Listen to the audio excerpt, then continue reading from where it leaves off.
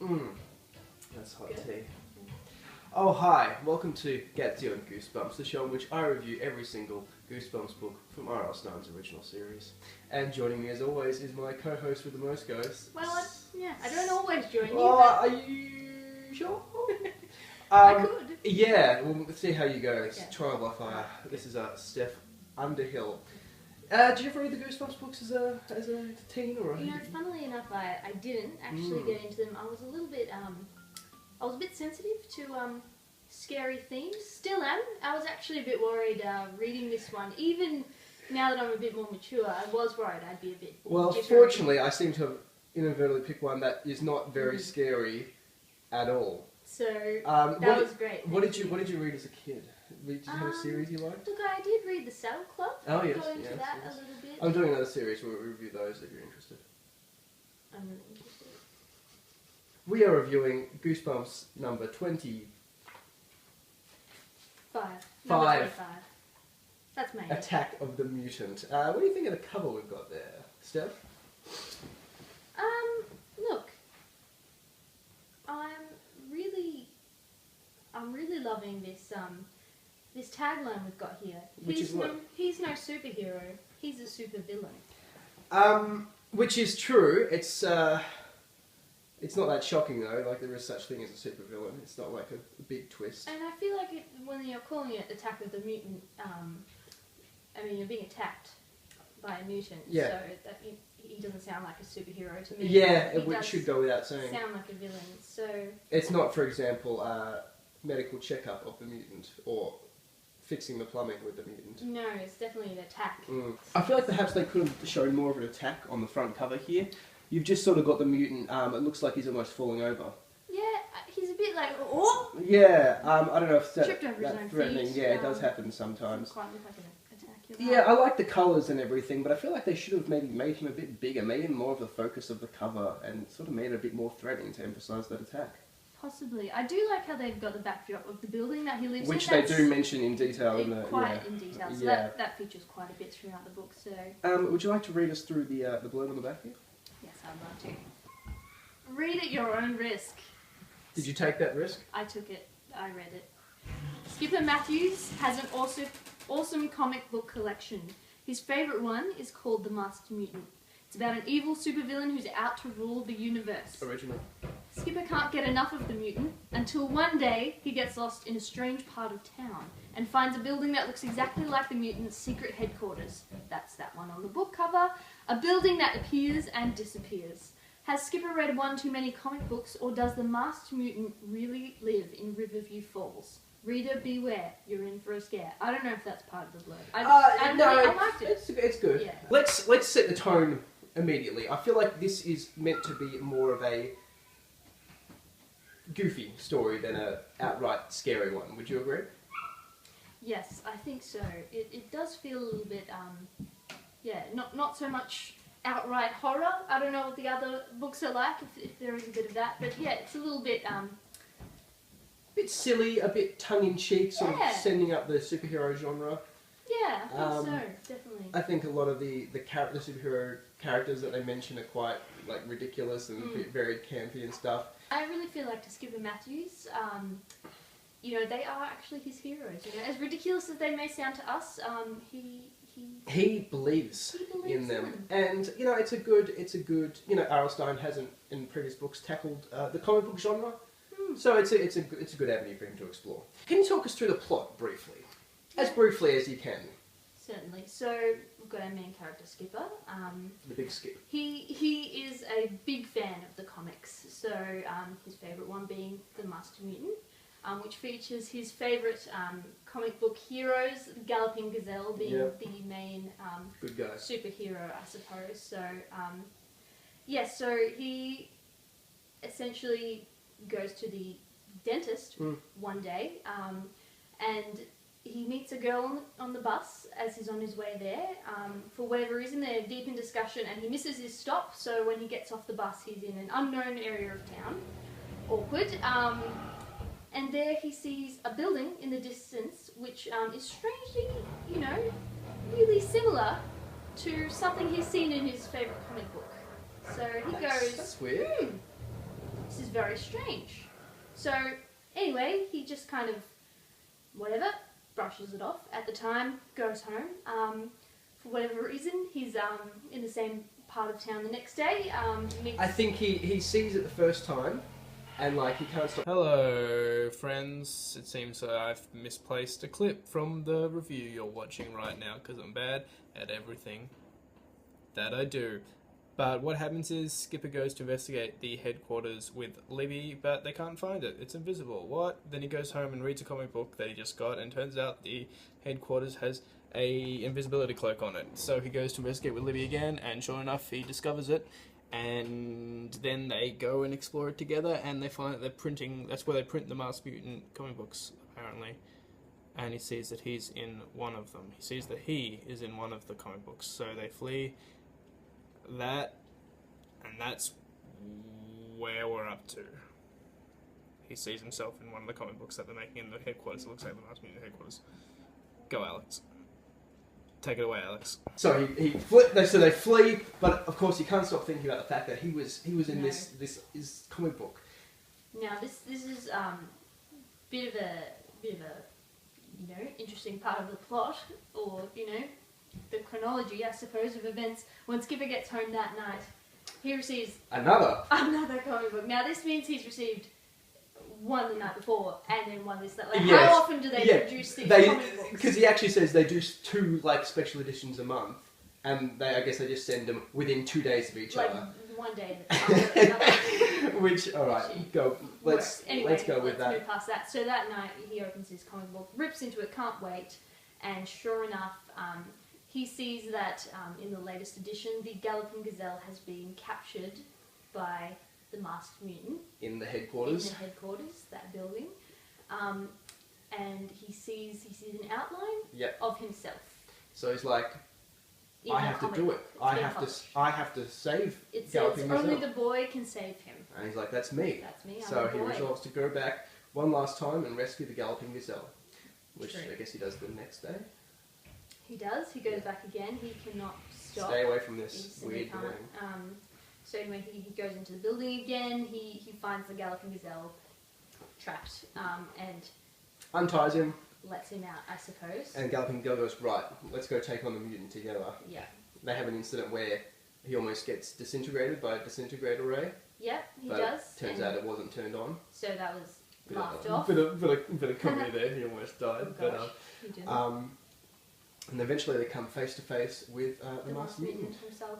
It's true.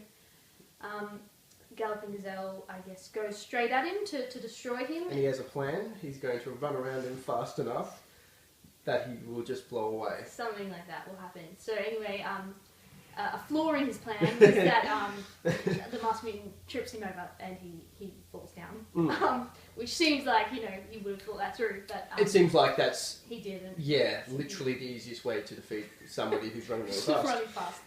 So he falls down. And then basically just bails. He's like, you're your own kid. I can't do this. Bails. So the Masked Mutant is left alone with Skipper. But then another person enters the fray. Twist. And this is where it gets weird. Like, this is where all the twists come at once. Right. So Libby comes along. Libby walks in the door, right? She has some kind of toy gun or Plastic something. toy gun, Plastic toy gun. And she says, Skipper, if this is a comic book, then anything can happen. Anything could be real. And then she says, this isn't a toy gun, this is a molecule melter. She points it at the Masked Mutant and melts him with the toy gun. That's it. I'm not sure how it happened, but she killed the Masked Mutant with the molecule gun. And then... Or did she?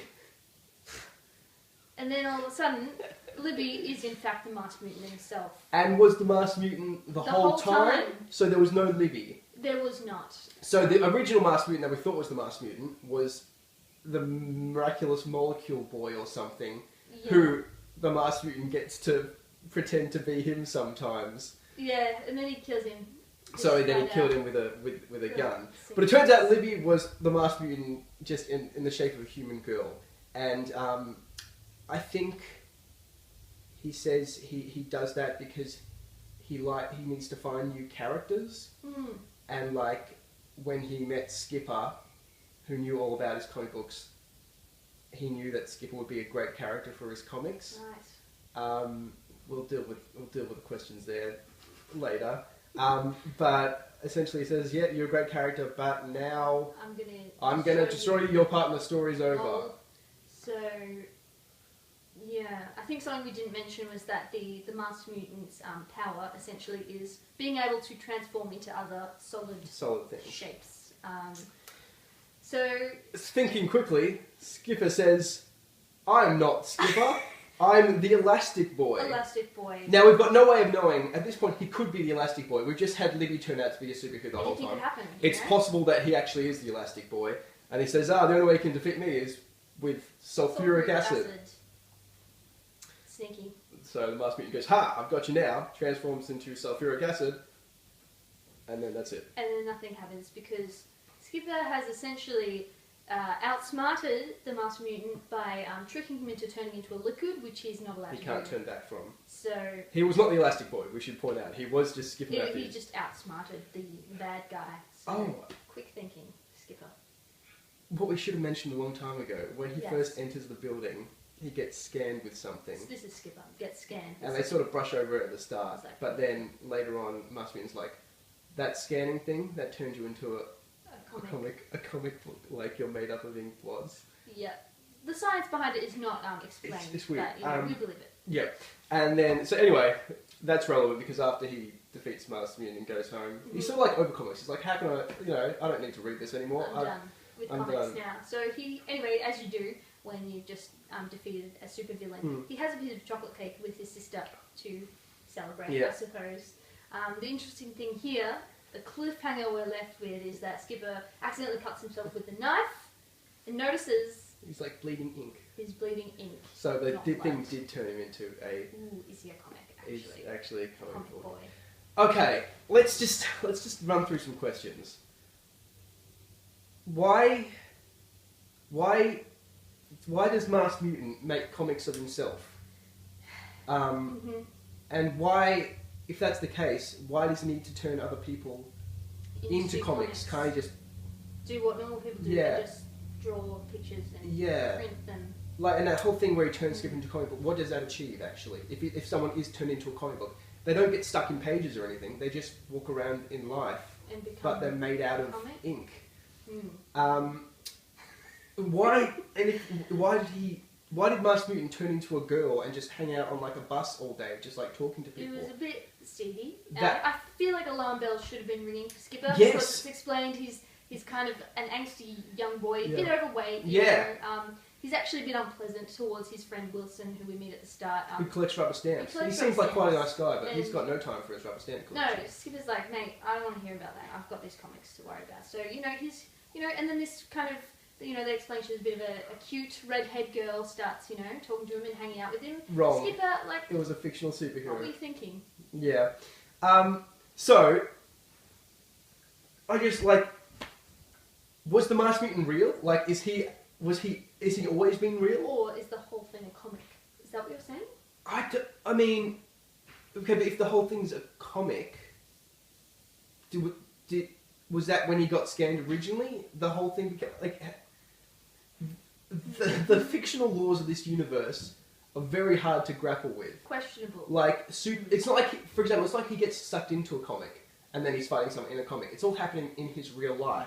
So where does his real life begin and the comic book actually ends? A lot of questions. Yeah, I simply can't answer that one. I'm with you. What did you think? What did you think of the first Goosebumps book you've read? I've read. I was relieved that it wasn't too scary for me. Because there are some creepy ones out there. Yeah, I probably won't delve into those kind of ones. Well, this is probably a good one to do. Good then. one to. It's for all the problems that I do like the fact that there's these larger-than-life superheroes. There's some silly characters. The Galloping Gazelle, the big hero, turns out to be a bit of a. Hey, buddy. Sorry. A bit of a knob, like a bit of a douchebag. Yeah, and in the end, he doesn't save the day. Skipper himself does. So there's something a little bit empowering. I suppose, he gets to be the hero he's always loved. Reading about. So while I do appreciate some of the larger-than-life characters and, you know, the sort of send-up of the superhero genre, if you will, I appreciate that twist where, you know, it turns out the friend, the companion on the story, which is the staple of Goosebumps, turns out to be the villain the whole time. It's a good twist, but at the same time, I think the twists aren't really very well explained. I had a laugh. That's good. That's all I can say. That's good. Really. I was, Which is so rare these days for all of us. you know, this could turn into a dark discussion, but we won't take it there. So I enjoyed a bit of light-hearted fun. Fantastic. Has it renewed your interest in the Goosebumps series? I'll Let me know. You'll we'll let you know on that one. Fantastic. Well, Steph, thank you so much for being part of the show. It's always great Thank you for having me. to get our guests on. And thank you for watching. Please join me next week in which I discuss Goosebumps number 26. My hairiest adventure. Sounds delicious. Steph, would you like to take us out with my famous catchphrase? I will. I don't know the catchphrase. Thank you.